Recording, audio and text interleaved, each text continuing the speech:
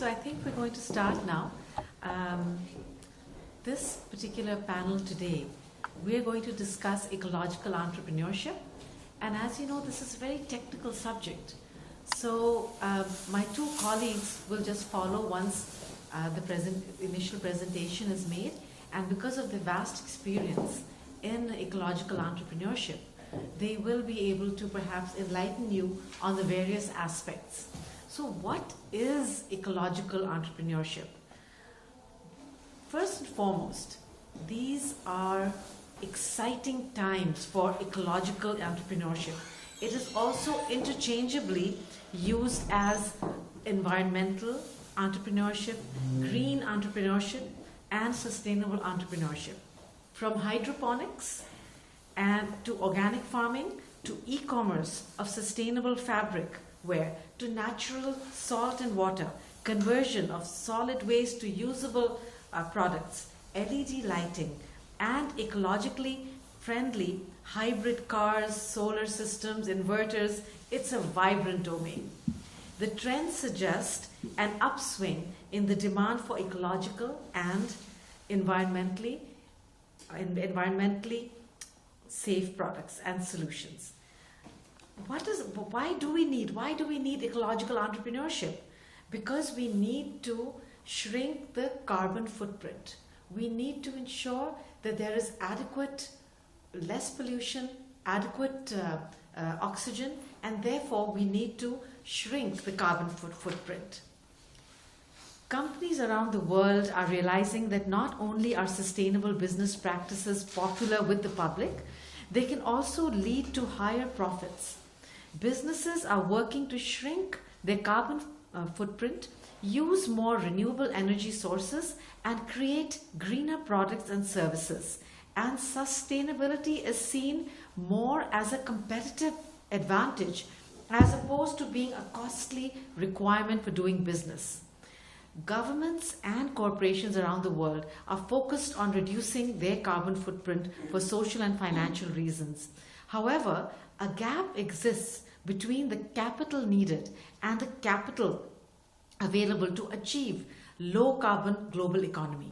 Emerging markets are expected to spur a rise in the demand for energy, which is likely to pose challenges in some parts of the world in relation to the carbon emissions. The general trend in the economy, though, is an effort to reduce such emissions. What are more of the renewable energy sources? It is estimated that the use of renewable energy sources will triple between 2010 and 2039. Wind, solar, hydroelectric energy sources are among the clean energy options being developed for governments and corporations to power their operations.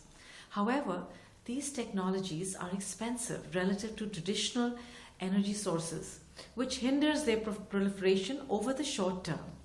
As technology becomes cheaper to use, renewable energy sources are expected to grow in number. And now we will just go briefly on to what is ecological entrepreneurship. The Organization of Economic Cooperation and Development, OECD, and Eurostat defines an ecological entrepreneurship, which is also called green entrepreneurship, as an activity for producing of goods and providing services to estimate, prevent, limit, minimize, or eliminate the ecological damage to water, air and soil, as well as problems related to waste, noise, and ecological systems. This activity includes cleaner technologies, goods and services which reduce environmental risk and minimize environment pollution and utilization of resources. The Eurostat in 1999, its interpretation is countries worldwide call the same phenomenon in different names. In most European countries, the common term is green business. In countries like Ukraine, India, etc., it's ecological entrepreneurship. Neither scientific nor legal literature have a uniform interpretation of the term ecological entrepreneurship. So actually there is no real term.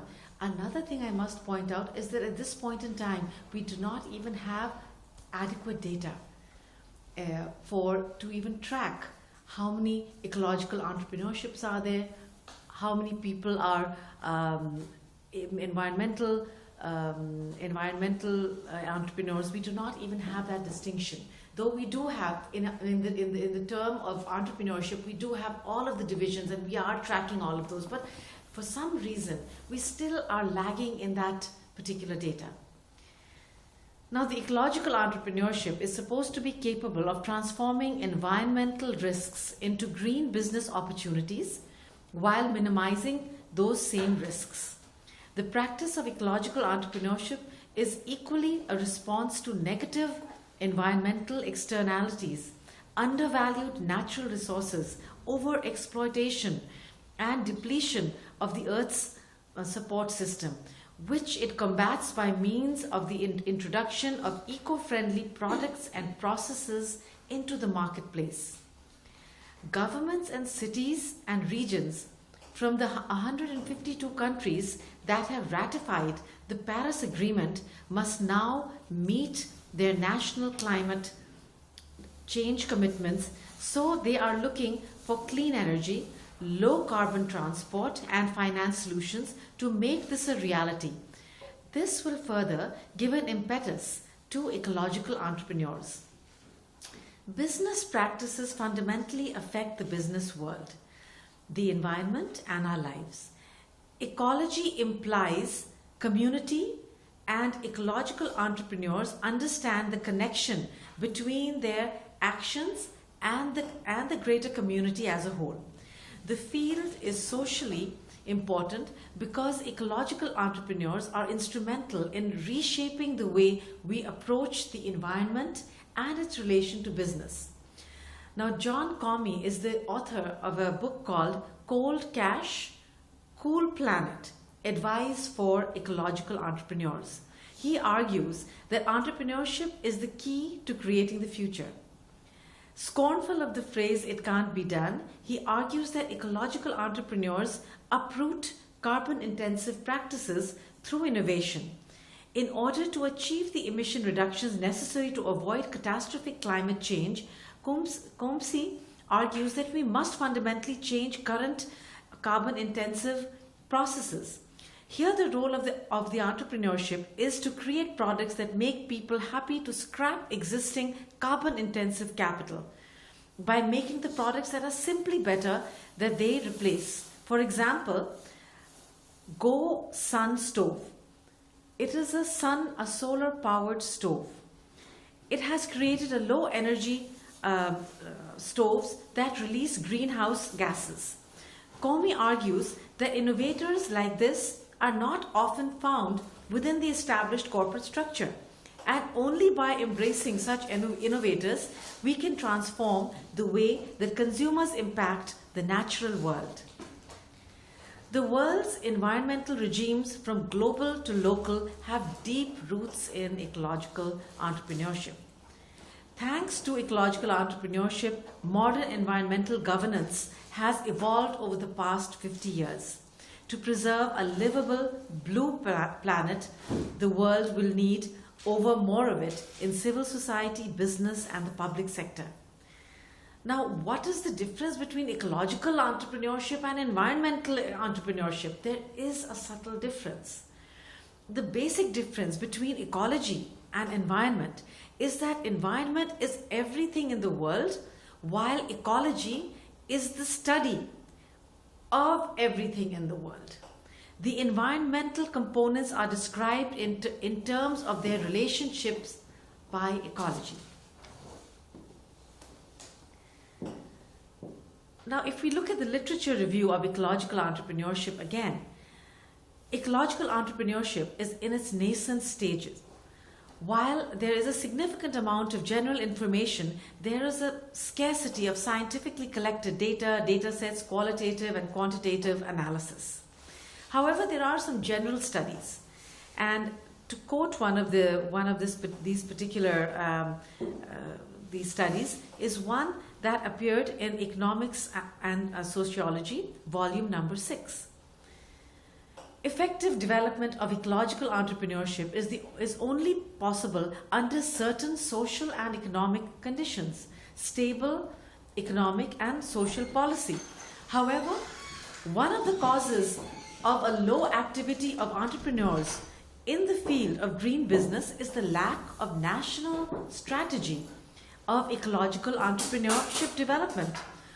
World experience shows, for examples, in Germany, that effectiveness of such activity increases with full national support, assistance in problem solving, and clearly defined guidelines. Since an ecological entrepreneurship is crucial to society, one of the main tasks of the state or country is to provide a legislative framework for the legal norms of its functioning. This sector must become a priority branch of our economy.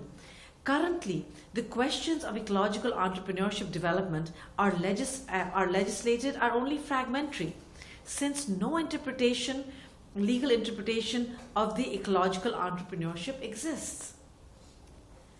And ecological entrepreneurship is a new sphere of scientific interest of researchers.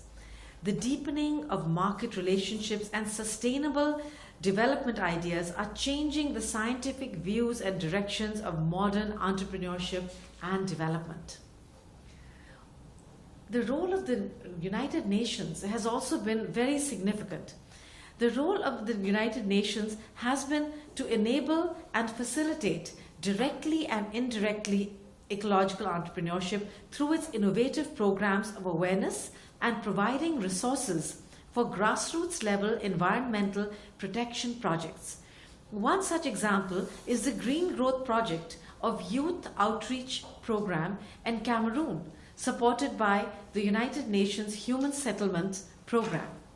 A number of projects have been implemented in developing countries by the United Nations environmental programs. But despite the increase in environmental and social challenges, only a small number of leading businesses are taking significant action to mitigate future environmental risks. Now, the United Nations Conference on Trade and Development in 2012, they formulated entrepreneurship policy framework to encourage all of its members to integrate within their national policies ecological entrepreneurship. So the key components of the United Nations entrepreneurship policy framework are: number one, promoting social entrepreneurship. Social enterprises are entrepreneurial endeavors which can take various legal forms and pursue social as well as economic goals. Then, in some key areas of Millennium Development Goals related to renewable energy, health, and education, governments may also prepare a pipeline of ready-to-invest projects characterized by cleared approval procedures, which would encourage investors and entrepreneurs to address local markets in need in a responsible manner. The national governments must also strive to provide adequate access to finance for ecological and environmental based on enterprises. Now, what is the future? The future of ecological entrepreneurship is advocacy, which is required, data analysis, women in ecological entrepreneurship, and a bouquet of opportunities for businesses. In this nascent field of ecological entrepreneurship, there are opportunities and options. In the future, some of the steps to promote this area of entrepreneurship are: number A, the Global Entrepreneurship Index is an annual index that measures the health of entrepreneurship ecosystems in each of the 137 countries. It then ranks the performance of these against each other. This provides a picture of how each country performs in both the domestic and international context. The GEDI methodology collects data on entrepreneurial attitudes, abilities, and aspirations of the local populations and then weighs these against prevailing social and economic infrastructure. This includes aspects such as broadband connectivity and transport links to the external markets. My suggestion would be to incorporate environmental parameters in this methodology of analysis, and also given the gravity of the environmental degradation, ecological entrepreneur category be included for analysis, or perhaps even independent studies with valid sampling and research methods to create database of knowledge pertaining to this field of economic activity. B. Universities across the globe in business schools have incorporated ecological, environmental entrepreneurship degrees and courses, such as Stanford, Duke University, Columbia, among others. My suggestion would be an expansion of ecological environmental entrepreneurship as a mainstream degree for all major public universities, promoting and providing financial aid for pursuing this discipline. Number C is encouragement of ecological environmental entrepreneurship advocacy groups, associations, non-profit organizations, and societies by national governments. An example is there's an organization in the US which is called E2. It is a non-partisan group of business leaders, investors, and others who advocate for smart policies that are good for the economy and good for the environment. E2 members work or do business in every state of the United States and come from a broad band business base ranging from clean energy and clean tech to real estate and finance and beyond. The members have been involved in financing, founding, or development of more than 2,500 companies that have created more than 600,000 jobs and manage more than 100 billion in venture and private equity capital. So there lies the opportunity for all of us. D is ecological entrepreneurs not only be innovators and promoters, but work for the commercialization of innovations, where innovators are in the domain of green environment and friendly sustainability technologies, products, projects, etc. Because a number of us, when we talk of ecological entrepreneurship and environmental entrepreneurship, we are looking at a particular product or a particular program, but we need to enhance that domain that we're looking at and look at that innovator who does not have the resources to promote that particular green product. So when we talk of ecological entrepreneurship, we must broaden our horizons to not be just limited in our view. From at-home mushroom farms to reusable diapers to bamboo bikes, the ideas of the following green ecological entrepreneurs we studied are unexpected, effective, and earth-friendly. We'd like to take a minute to celebrate the super green menschs who realize that they can, in fact, make a living while helping to preserve and protect our world. After all, we have only one habitable planet. These are some of the 9 green entrepreneurs that I wanted to bring to the fore to show you that how well these entrepreneurs are doing by the small innovations that they have then marketed. Founder of Nikero International, it was founded in 2010. They develop safe, affordable, and environmental friendly technology that eliminates the need for harmful and polluting fuels used around the world. Number 2 is a company called Back to the Roots. This was founded in 2009 and they do 100% sustainable urban mushroom farming. Then is Soul Horse Design. This is a firm that specializes in sustainable buildings. Number 4, the founder of Green Product Placement.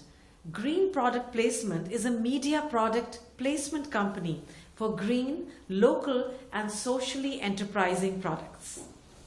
Then we have the founder of Printer Forest. Now, Printer Forest is a company that plants 75 trees for every tree used in printing of paper. So they select a group of corporates that print paper, and then for every printing project they plant 75 plants across the globe. Then is Emily Wilkinson. The product is called Bot Filter. It is a portable water filter that provides filtered water on the go without the harmful plastic waste. Then is Purpose Energy. Purpose Energy is a company that developed a technology that takes all the waste byproducts from beer brewing, beer being one of Europe's top-notch areas of and converts them to renewable gas, related water, and organic fertilizers.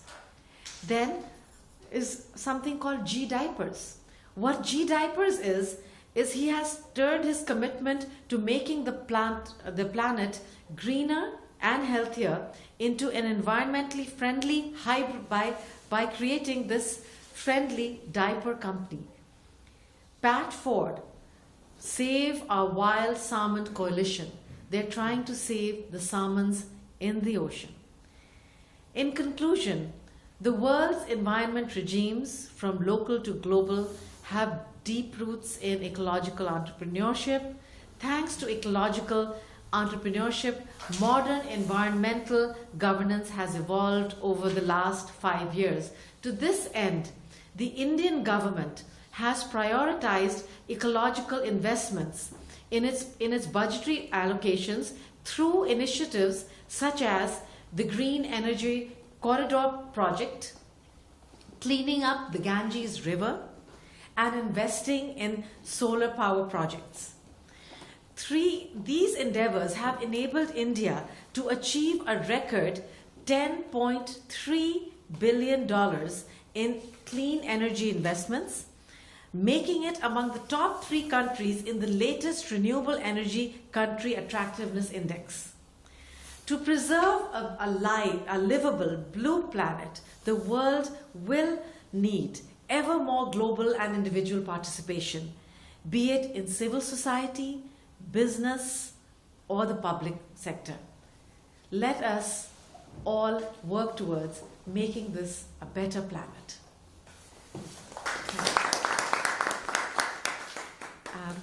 At this time, are there any questions that I may answer for any of you? Yes, please. Thank you so much for this wonderful presentation on ecological leadership and entrepreneurship. Especially, it's a new thing for me. Right. Since I specialize in gender, so my question is related to that. Yes. In this entire thing, how do you see the role of women ecological entrepreneurs, and what are the challenges that women entrepreneurs face in this particular field? Yes, thank you very much. That's actually a very good question. First, worldwide, if you look at the environmental and ecological entrepreneurs, the women are right now 0.02% are women. In India, this is less than 2%. And some of the challenges, because I'm from this arena, that we face is firstly the mindset that women do not have the technical know-how.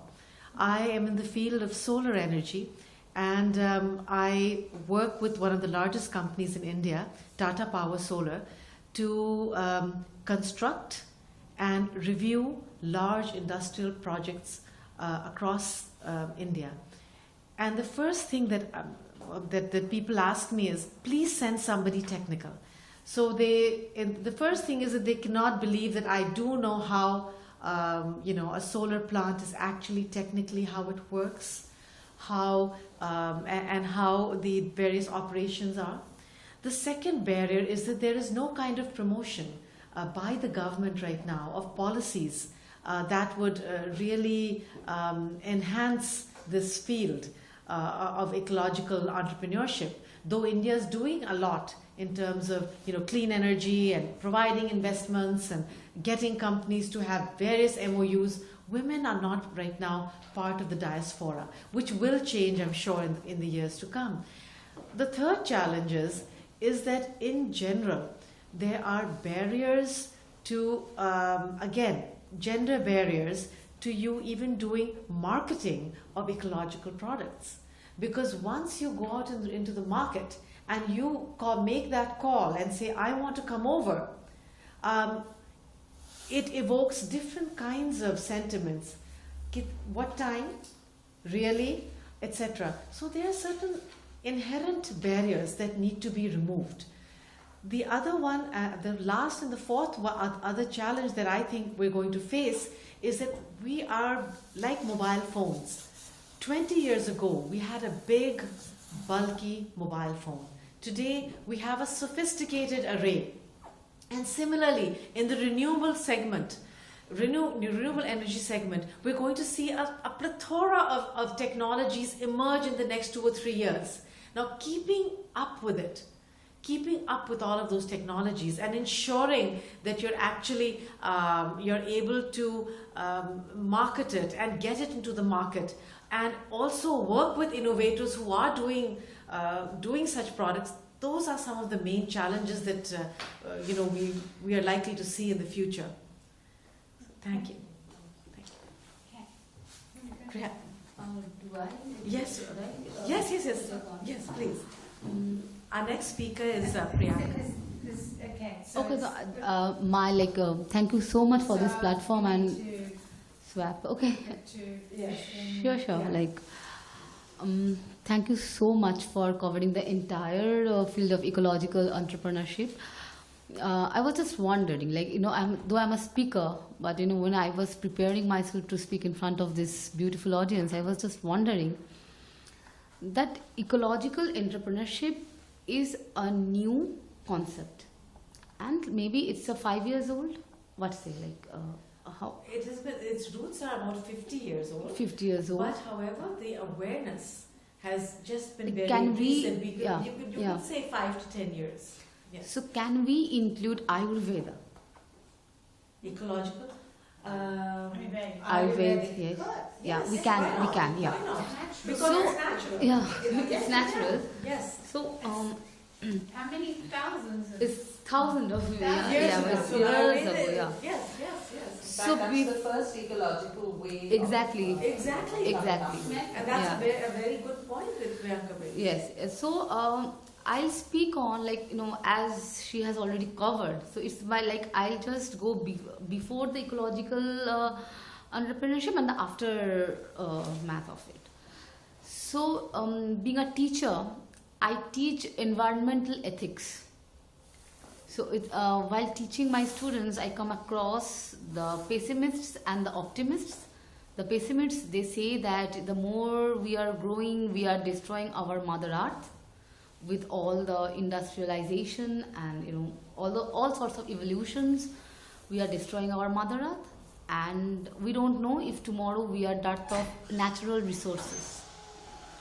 And the optimists, they say, no, our Mother Earth is enough and she can do of her own. Whatever jumping and pouncing we are doing by extracting the petroleum out of the Mother Earth and maybe lead, mica and whatever it is, Earth is capable enough to gather all the natural resources which we are using. So this is the pessimists and the optimists take on Mother Earth. Now, there is a club. There is an organization called Club of Rome, and it was formed in the year 1968, and in the year 1972 they came up with their first report. It's on limits to growth, how much we can grow on this Mother Earth. So the reports by which they came up, it was not giving us that good sign that any day, any damn day, we can see the doomsday as we are exploiting our natural resources. Now, here comes the ecological entrepreneurship. My question is, it's not about that I am a very knowledgeable person on particularly on this field. My question is just to go green. We are ecological entrepreneurship. End of the day, is to make our environment to go green and by emissions of carbon, all those things like maybe the pollution and everything. The ecological entrepreneurs, are they, like my question is, are they again exploiting the entire system and making the ecological products? Like are the industries, like now it's a very, okay, it's a 15 years old concept. So down the line, maybe 10 years down the line, we will get more ecological products, like more ecological entrepreneurs in the respect of, even in India we have Patanjali. Yes. It's a big brand now. Initially it had started with some, but nowadays it's growing and it's utilizing the natural resources we are having. Okay, when they are packaging it, when they are making, maybe suppose they are even preparing instant noodles, even they are making a packaging of that too. So they are again utilizing the entire industrialization to fall back upon. So my question is that to grow as ecological entrepreneurs, are we not like, how we are preparing it? Like suppose the bamboo cycle you were talking about, even the urban, even we are having urban farming. Yes. You know, they are preparing, skyscrapers and they are harvesting the like agricultural products on that particular building. Yes. So my question It's one called is vertical farming. vertical It's called farming. vertical Yes. farming, and that is done. Mhm. So yes, so this, she brings up a very interesting point. Mhm. That you see solar panels right now. We all are focusing, let's say, on solar Yes. panels. But after 25 years, there are certain elements within solar panels that are not ecologically friendly. Mhm. So then, how do we dispose of those? Exactly. So her question, I guess, that's a That good question. if Is that we- by this ecological entrepreneurship, she's taken another take on it. That can it also therefore impact Even our to- natural exactly, resources? Exactly. So when I'm making that panel where I'll be getting the sunlight and I'll just convert it to some electricity. So I need electricity to make that panel. Suppose if this is the solar like if this is that panel, I require some screwdriver or something to fix that and to put it upstairs, maybe on the roof, and to attract the sun. So we are using. Yeah, but the idea of an ecological entrepreneur in their thought process of production Yes. is to create a sustainable product. Yes. So exactly what we talked about this Exactly, morning yeah. is a circular economy. It's a circular economy. So solar is very big. It's very big in Australia, very big globally, growing.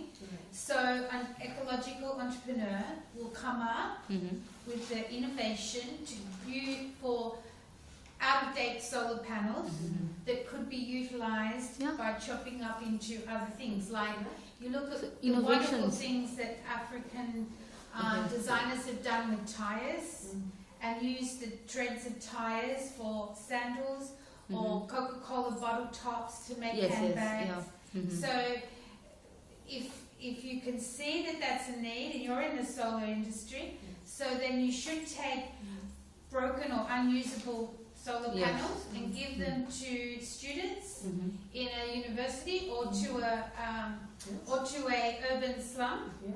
and say, be creative, we will sponsor a competition Okay. for the the 10 most Mhm. innovative entrepreneurs that can make something out of unusable solar panels.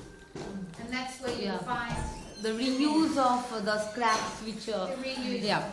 Another my second part is about the entrepreneurs, ecological entrepreneurs.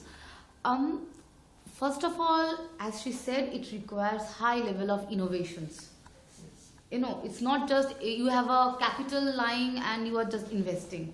You need to have that much innovations to come up with something like this. Like it's really so. As you have mentioned India, and I'm also coming from India.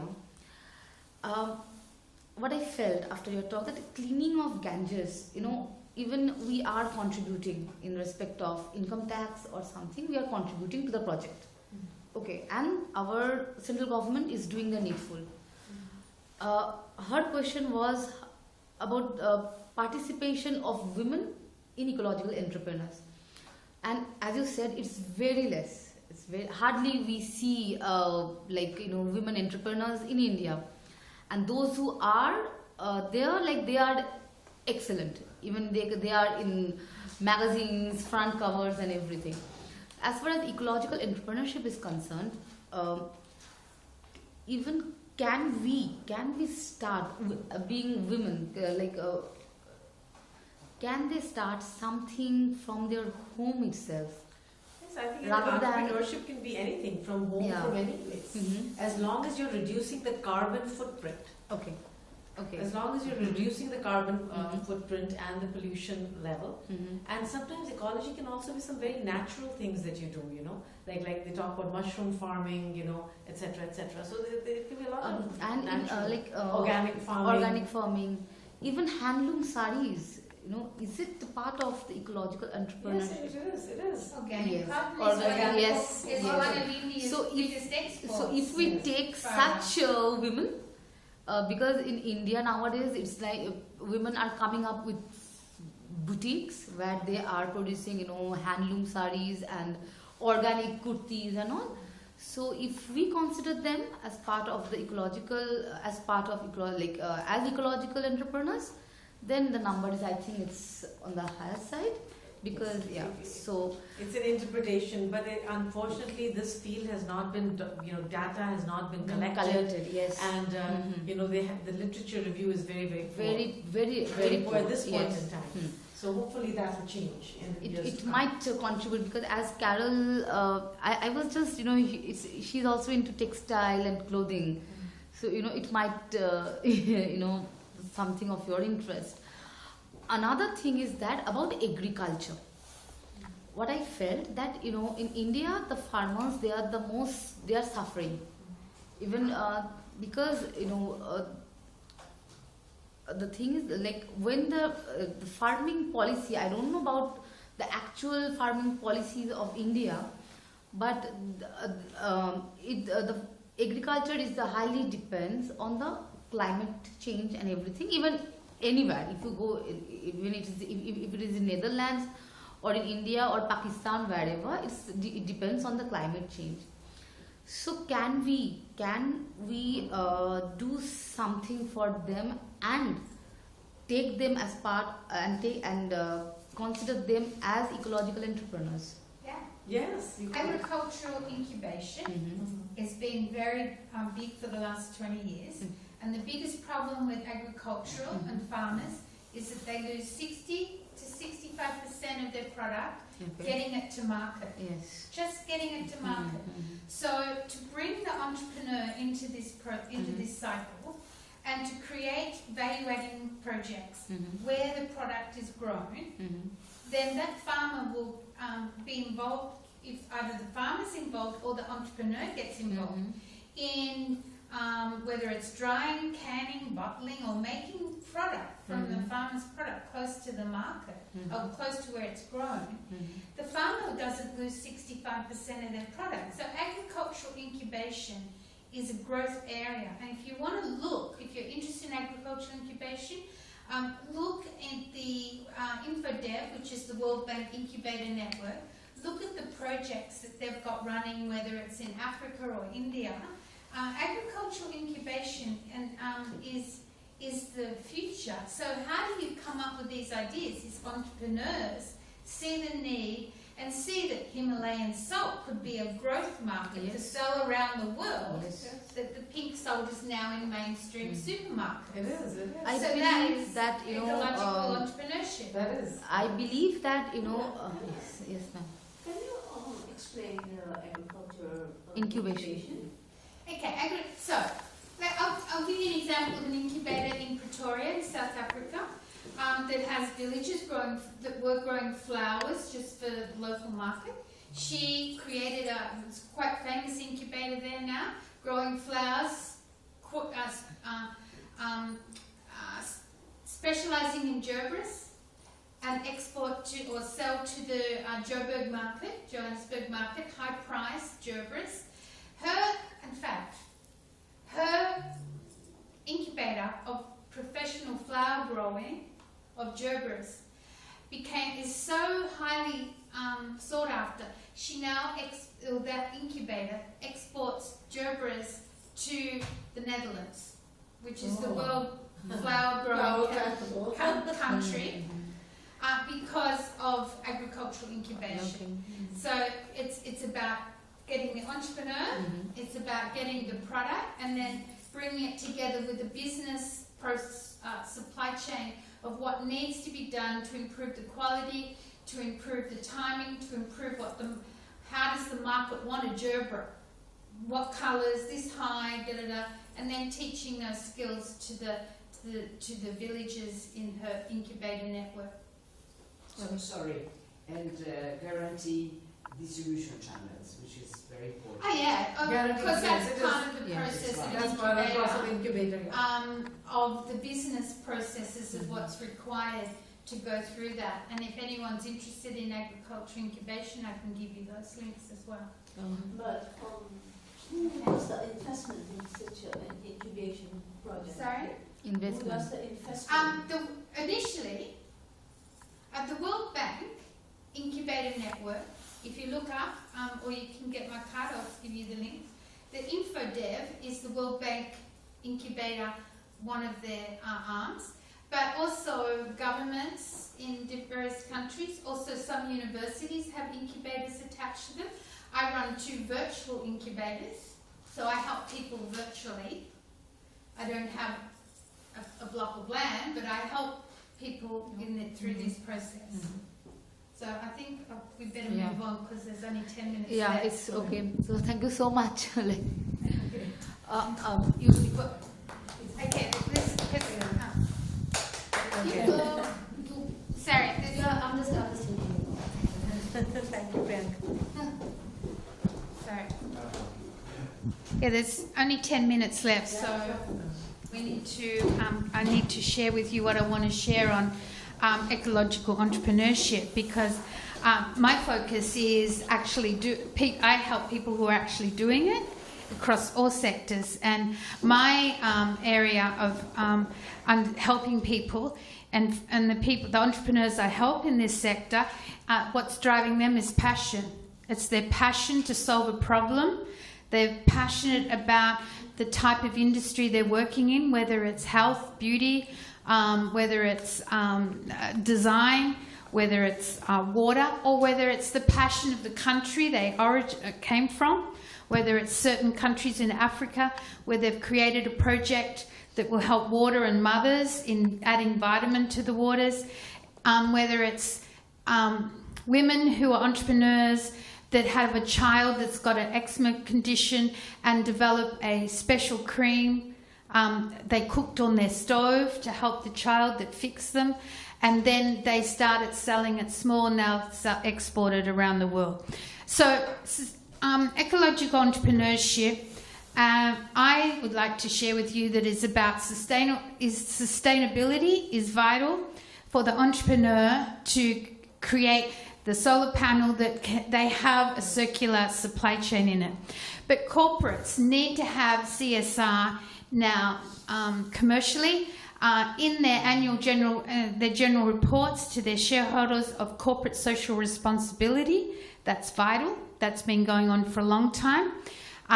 All companies and local governments, etc., now need to report on the triple bottom line, which is the financial, the environment, and social. And that's one of the needs where women need to be more visual in politics, in leadership, to be prepared to put their hand up to sit on the board of their local school or their local leadership group in any sector. because without a woman on the boards, do you get that even balance of social responsibility? Because the woman will ask, how will that water affect the villages? Example, if you take China and denim, in China there's areas that produce certain product. The denim producing area of China, the runoff of the indigo dyes is so damaging the river, you can see it from the moon. So that's the sort of, and why am I focused on the environment? For those that are interested, I created an energy efficiency project probably 6, 7, 8 years ago. And a lot of this stuff I still give away for free as webinars and articles on 9 topics of energy efficiency. But I was a designer for 20 years with my own business. Green first came down the runways in the mid-80s at London Fashion Week. That was the first time where green was being made a statement of the environment. Okay, so that's the first wave of green, because designers lead the thinking and start the thinking process of what's happening on the streets and the community. So I've been helping eco-designers, so not-for-profits. I started 24 years ago. Eco-designers have been coming to my door for 24 years because they are passionate about textile, organic cotton. I lead missions to India 2 or 3 times a year. I have designers looking for eco textiles. Ethical labour is where the world is in apparel. So what's important is for an ecological entrepreneur, is that they have a transparent supply chain. That is what is needed, and I know we've got Marion here is from Germany. And what's the firm you represent in Germany? TÜV Management Service. Okay, and they specialise in audits. So the thing about ecological entrepreneurs or anyone working in this sector is they must have a transparent supply chain.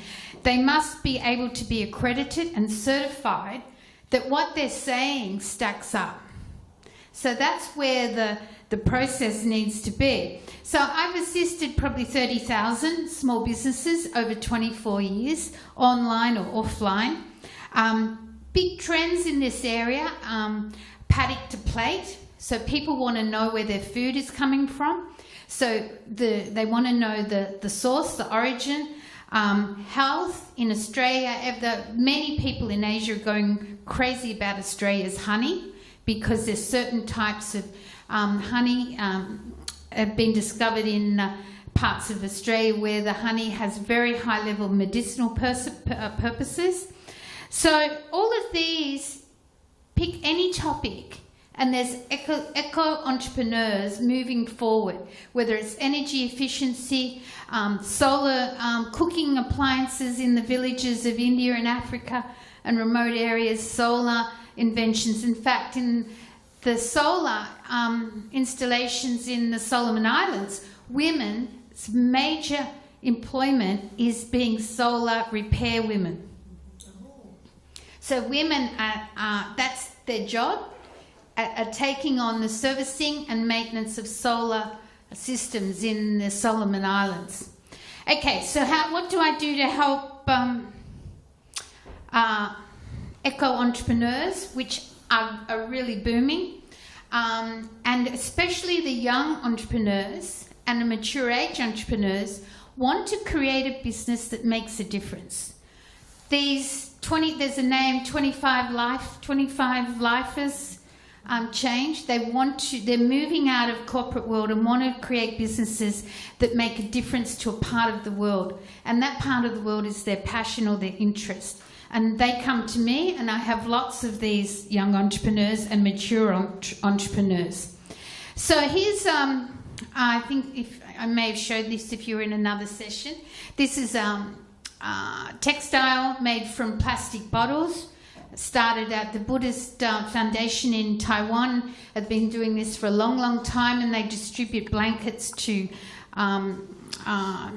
ravaged natural disasters areas. But pet bottles or PET plastic, now made into chips and melted down and made back into textiles, is through every product now, and you'll see it on stores, racks and things and products all over the place. So if we're talking organic farming, this is organic. This is quince tea, handmade from a group I'm helping in Iran, a women's charity in Iran. So if you're talking ecological entrepreneurship, organic handmade tea from a women's charity in Iran is an area. The thing that I find on the eco-entrepreneurs I help, because they're passionate and emotionally attached to the country, to the need, to the charity, to the problem they want to solve, is that they're emotional about putting it all together. And what I help them do is to how to plan and how to put that business plan or the goal and objectives together of what they want to achieve so that they can make that happen. Sustainability is multifaceted. It's just not an environmental issue, but also an ethical issue, social, fair trade, and economic fairness. And also, don't think just because something has a fair trade label that means everything else is taken care of. You need to have a transparent supply chain. You need to understand what you're reading, because there's a lot of greenwashing. A lot of very clever marketing companies use dolphin to confuse the consumer that it must be healthy, or their labelling and packaging. So if you want to understand this, Days for Girls is a great example of an ecological community social enterprise, which is making sanitary packs for girls in developing countries.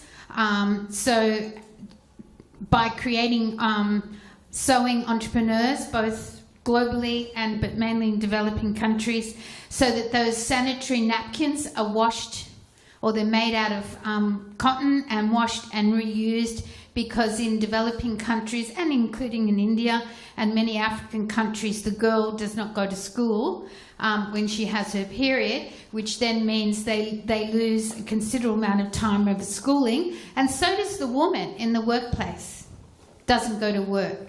Which means if you look at the lost hours, but then if you look at the cost that this does to maintain female hygiene in countries where there is a lack of income, this is an issue to be solved. So some of the other projects, just to share with you, with hand weaving in Sri Lanka, or ecological projects in South Africa or in Cambodia, Pakistan, Afghanistan, and I encourage all of you, if you are interested and want to research what you could do or where is the global trends, is go to the 17 UN Sustainable Development Goals. All of those areas would have been researched a million times over to have ended up being one of the global goals, which means that there is so much background research on life below water, protecting the planet. The list is endless. That's 17 of those topics. And if you want to become an ecological entrepreneur, if you want to go down that path, here is the research sitting there for you to combine with your passion in the topic of your choice. And solar and technical side of entrepreneurship is just one part of it, and it still has to be actioned. And the opportunities are endless, but there is more and more people entering the market, so you have to survive. So thank you very much. Happy to take questions.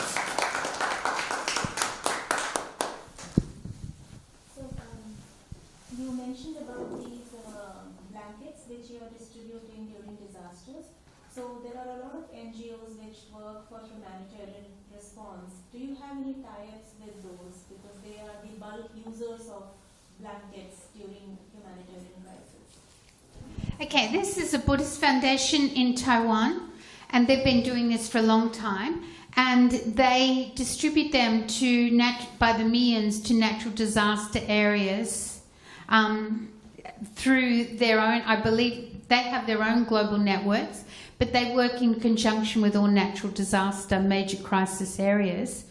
But that's just a scarf that I bring to show people how these things are happening. And because of nanotechnology, TCF, why am I interested in this? TCF is one of the most polluting industries in the world, whether it's through the dyes of the textiles, the cotton, the water of cotton, the insecticides, the list is endless. So the growth in development of improvement in textile development and ethical fashion, and India has a big focus now on fibre to fashion.